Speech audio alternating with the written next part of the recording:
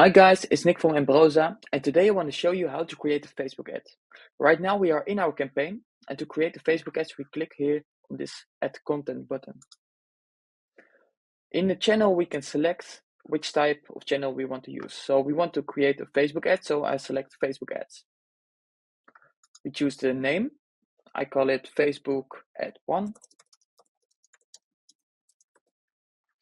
We can select the files, I want this picture. We can type our text or generate it. I will generate the text. Here we can select the button type. I will say open link. The button link call to action is see more. The CTA headline is find more about Embrosa.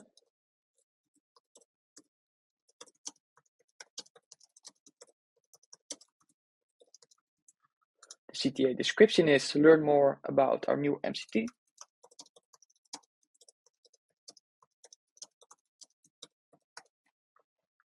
And we have our display link, what's visible here.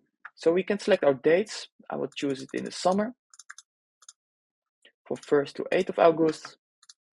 And right now we filled in everything here on the right and we see the ad on the left.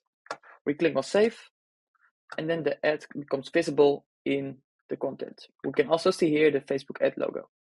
Thank you for watching.